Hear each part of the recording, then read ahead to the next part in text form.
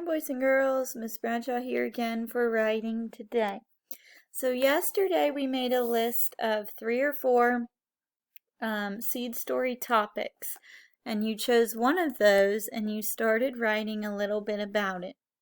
Remember, seed stories are small stories that tell the most important parts of the big story. It's one small moment story.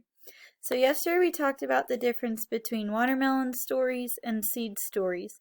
Today we're going to talk a little bit about learning author's craft, and we're going to talk about George McClements, and he wrote the book The Veggie Monster that we all read at the beginning of the year. And these are some things that George McClements did in his writing that you can also try in your own writing. So what did George McClements do? He wrote ellipses in the middle of the sentence, these 3 little dots here, and I've seen you guys do this in your writing before, and it makes your writing so much more interesting. It builds excitement for the reader. So if we go back to The Night of the Veggie Monster, you can see in this speech bubble here that he does use ellipses. He says, "My fingers become all wiggly. Ah!" I knew he would start with the fingers, so it builds excitement. He also uses pop-up words or pop-out words. See how he writes wiggly all big and bold? Kind of draws the reader's attention there.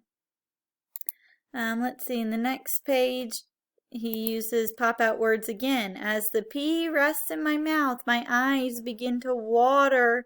And you can see in his illustration, you can show that his eyes are watering. He's about to start crying from eating the peas.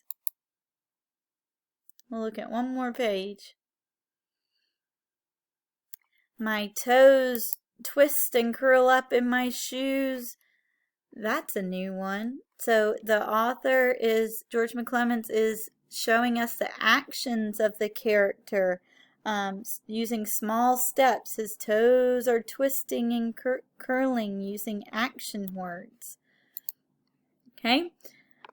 He wrote exact action words that people are doing. So just on that last page, just like we saw, his toes were twisting and curling. That's exactly what the boy was doing in the story.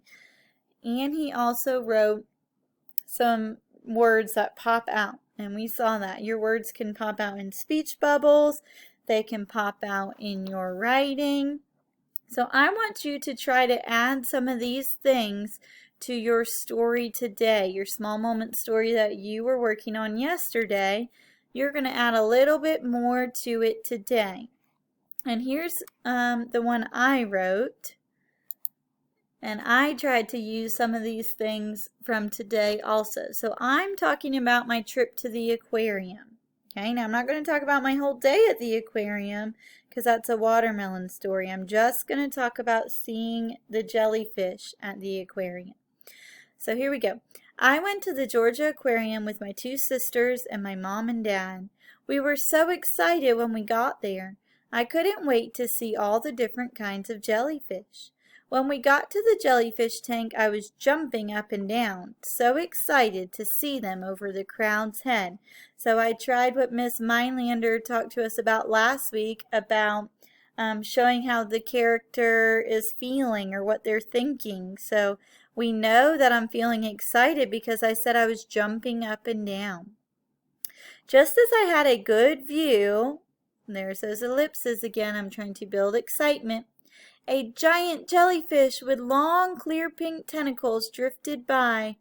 There's my action word, drifted or floated by.